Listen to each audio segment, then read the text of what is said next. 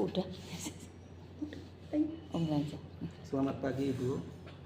Selamat pagi Bapak. Bagaimana kabarnya hari ini? Alhamdulillah baik Pak.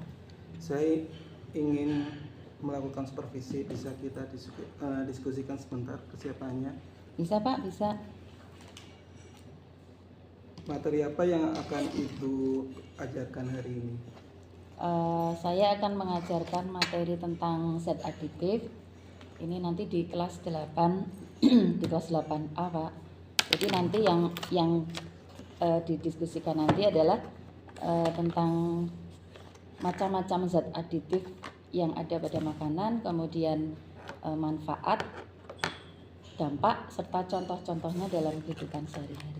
Apa tujuan utama dari pembelajaran ini?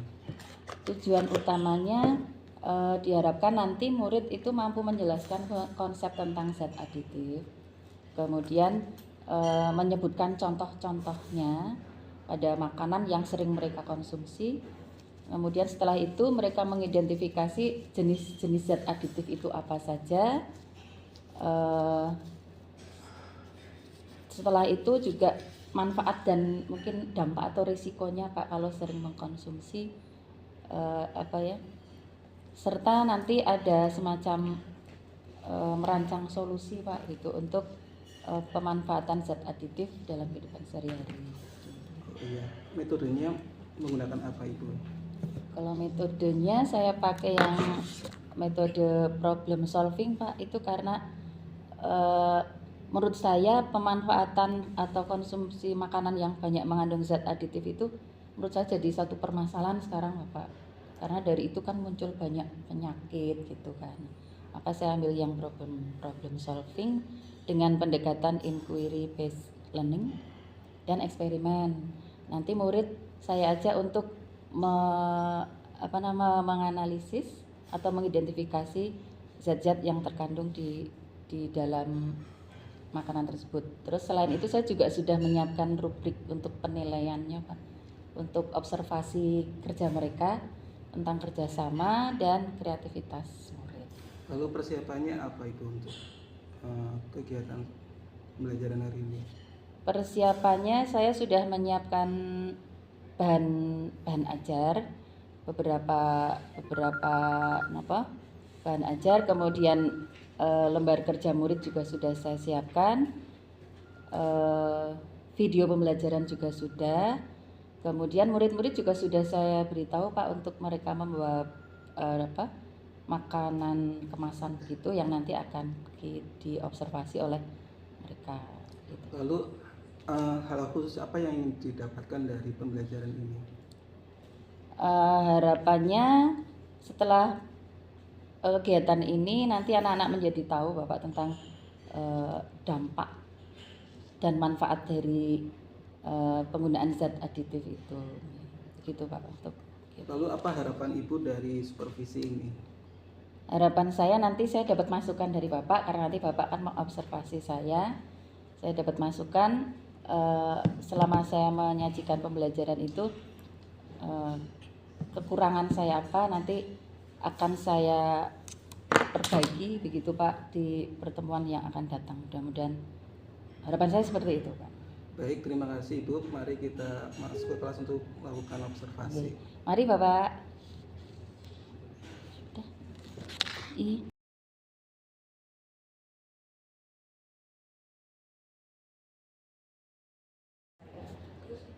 Selamat siang Ibu. Selamat siang Pak. Bagaimana Ibu menilai jalannya kegiatan pembelajaran tadi? Apa yang membuat Ibu menilai seperti itu? Menurut saya pembelajaran yang tadi sudah saya laksanakan itu cukup baik Bapak. Terlihat dari murid itu yang sudah nampak antusias mengikuti kegiatan, mereka mengamati atau mengidentifikasi produk makanan, zat-zat yang terkandung di dalamnya, kemudian mereka melakukan diskusi kelompok. Terus mereka juga kalau menurut saya itu sudah bisa mengidentifikasi berbagai zat aditif beserta manfaat serta dampaknya gitu Bapak. Namun masih ada kesulitan saya Pak, jadi masih ada beberapa murid itu yang nampak kurang aktif Pak. Jadi mereka masih tidak belum mau terlibat penuh dengan kegiatan ini gitu. Jadi mereka masih ada yang diam, ada yang cuma melihat saja gitu. Oke, terima kasih Bu. Boleh saya menyampaikan hasil pengamatan saya berdasarkan data yang telah saya kumpulkan? Boleh Bapak? Ya. Berdasarkan pengamatan saya ada beberapa hal yang positif dari seperti keterlibatan murid dalam eksperimen dan diskusi, serta kreativitas mereka saat membuat poster tentang zat aditif. Namun saya masih melihat ada beberapa murid yang masih pasif dan kesulitan menyampaikan pendapat. Bagaimana pendapat Ibu mendengarkan ini? Saya sependapat dengan Bapak. Jadi memang masih ada murid yang cenderung pasif. Saya juga memberi mereka stimulus Bapak atau pancingan begitu dengan beberapa pertanyaan begitu, dan mereka juga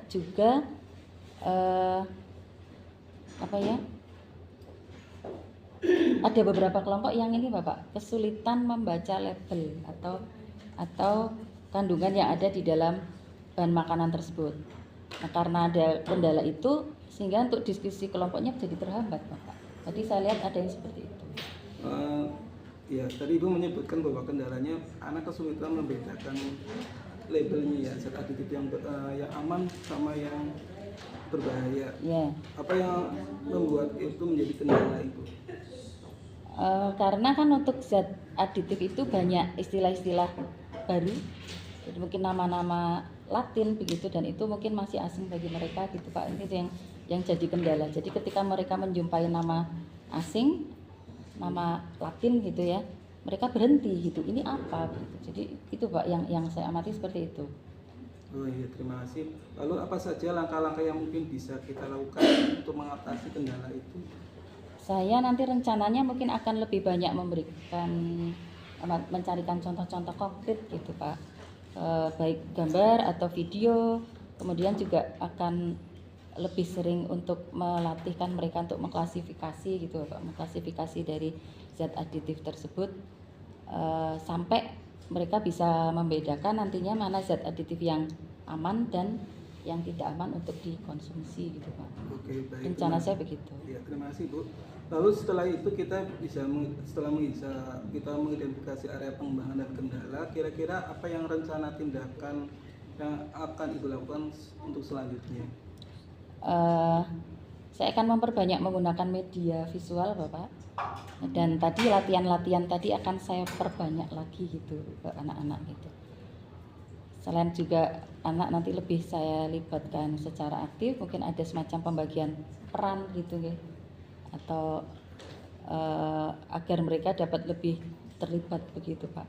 Karena nantinya ada semacam tugas setelah materi ini Bapak, nanti ada materi tentang sistem pencernaan, yaitu tentang makanan, atau sebelumnya nanti akan ada materi tentang pola hidup sehat yang nantinya harus dipresentasikan gitu Pak. Mulai kapan rencana tindakan tersebut dimulai Bu? Rencananya pada pertemuan berikutnya Bapak, nanti saya akan mencoba untuk menerapkan ini tadi yang sudah saya sampaikan kepada Bapak tadi. Lalu siapa saja yang mungkin bisa membantu dalam pelaksanaannya?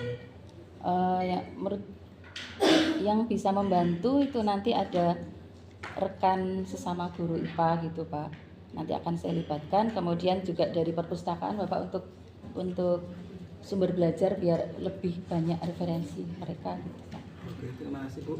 Baik, saya akan catat rencana tindakan Ibu ini dalam formulir supervisi akademik. Mohon Ibu bisa menandatangani sebagai bentuk komitmen. Sebagai penutup, apa hal utama yang Ibu dapatkan dari proses coaching pasca observasi ini? Saya mendapatkan banyak masukan Bapak.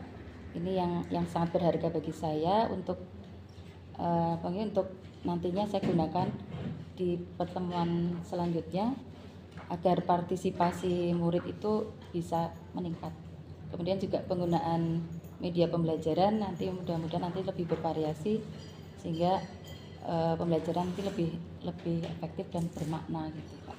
Oke, terima kasih atas partisipasinya Ibu. Semoga proses ini dapat membantu Ibu untuk menjadi guru yang lebih baik lagi. Iya. Terima kasih Bapak, terima kasih sudah sangat terbantu dengan adanya proses supervisi ini.